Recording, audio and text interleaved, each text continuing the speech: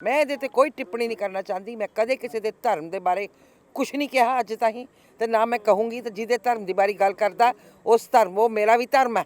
ਜੱਟਾਂ ਦੀ ਧੀ ਆ ਮੈਂ, ਸੰਧੂ ਆ। ਉਹਦੇ ਬਾਵਜੂਦ ਹੀ ਕਹਿ ਰਹੇ ਨੇ ਉਹ ਕਹਿ ਰਹੇ, ਕੁਝ ਵੀ ਕਹਿੰਦੇ ਆ। ਤੁਸੀਂ ਇਹਨਾਂ ਦਾ ਦੇਖਿਆ ਨਹੀਂ ਇਹ ਕਰਦੇ ਕੀ ਹੈ ਹਾਊਸ ਵਿੱਚ?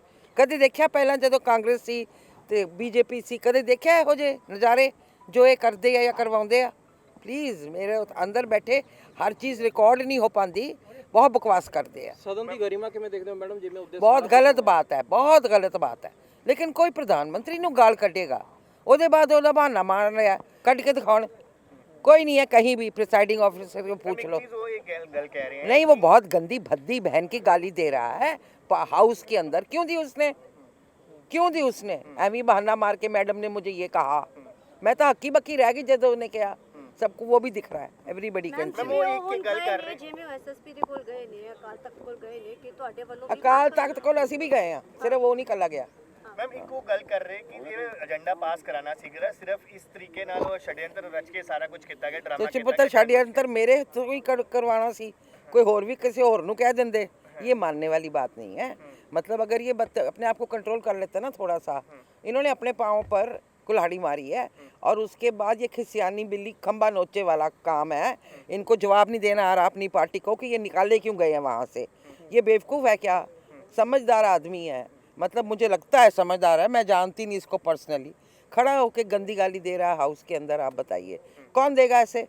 मैं कहती हूँ 100 लोग आपस में कुछ भी कहते होंगे एक दूसरे को, कोई खड़ा होकर इतनी बुलंद आवाज़ में ऐसी गंदी गाली हाउस में दे सकता? मैंने तो इतने सालों में पार्लियामेंट में भी किसी को कितनी भी नफरत हो ऐसी भाषा यूज़ करते नहीं सुना है।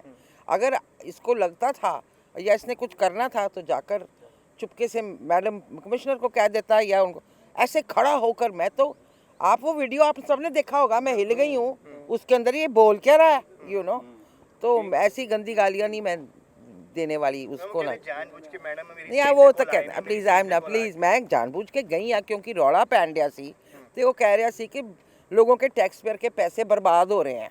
तो जब मैं तो अपने आप को बहुत कंट्रोल किया है, मैं तो अपनी मुठ्ठियाँ बंद करके खड़ी हो गई।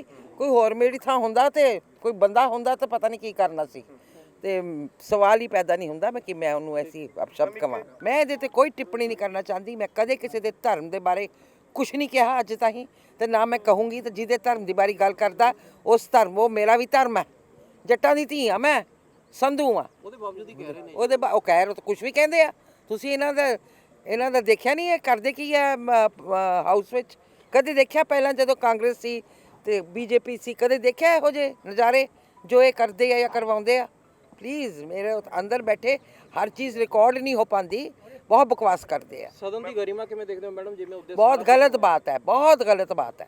लेकिन कोई प्रधानमंत्री नूं गाल कटेगा, ਉਹਦੇ ਬਾਅਦ ਉਹਦਾ ਬਹਾਨਾ ਮਾਰ ਰਿਹਾ, ਕੱਢ ਕੇ ਦਿਖਾਉਣ। कोई नहीं है कहीं भी, प्रिसाइडिंग ऑफिसर को पूछ लो। नहीं, वो बहुत गंदी भद्दी बहन की गाली दे रहा है हाउस के अंदर। क्यों दी उसने? एवं बहाना मार के मैडम ने मुझे ये कहा, मैं तो हक्की बक्की रह गई जब उन्हें कहा। सबको वो भी दिख रहा है, everybody can see. Akal Takht ਕੋਲ ਅਸੀਂ ਵੀ ਗਏ ਆ, ਸਿਰਫ ਉਹ ਨਹੀਂ ਕੱਲਾ ਗਿਆ। ਮੈਮ ਇੱਕੋ ਗੱਲ ਕਰ ਰਹੇ ਕਿ ਇਹ ਏਜੰਡਾ ਪਾਸ ਕਰਾਣਾ ਸੀਗਾ, ਸਿਰਫ ਇਸ ਤਰੀਕੇ ਨਾਲ ਉਹ ਛੜਯੰਤਰ ਰਚ ਕੇ ਸਾਰਾ ਕੁਝ ਕੀਤਾ ਗਿਆ, ਡਰਾਮਾ ਤੁਸੀਂ ਪੁੱਤਰ ਛੜਯੰਤਰ ਮੇਰੇ ਹੱਥੋਂ ਹੀ ਕਰਵਾਉਣਾ ਸੀ, ਕੋਈ ਹੋਰ ਵੀ ਕਿਸੇ ਹੋਰ ਨੂੰ ਕਹਿ ਦਿੰਦੇ। ये मानने वाली बात नहीं है। मतलब अगर ये अपने आप को कंट्रोल कर लेते ना थोड़ा सा। इन्होंने अपने पाँव पर कुल्हाड़ी मारी है और उसके बाद ये खिसियानी बिल्ली खंबा नोचे वाला काम है। इनको जवाब नहीं देना आ रहा अपनी पार्टी को कि ये निकाले क्यों गए हैं वहाँ से। ये बेवकूफ़ है क्या? समझदार आदमी है, मतलब मुझे लगता है समझदार है, मैं जानती नहीं इसको पर्सनली। खड़ा होकर गंदी गाली दे रहा है हाउस के अंदर। आप बताइए कौन देगा ऐसे? मैं कहती हूँ 100 लोग आपस में कुछ भी कहते होंगे एक दूसरे को, कोई खड़ा होकर इतनी बुलंद आवाज़ में ऐसी गंदी गाली हाउस में दे सकता? मैंने तो इतने सालों में पार्लियामेंट में भी किसी को कितनी भी नफरत हो ऐसी भाषा यूज़ करते नहीं सुना है।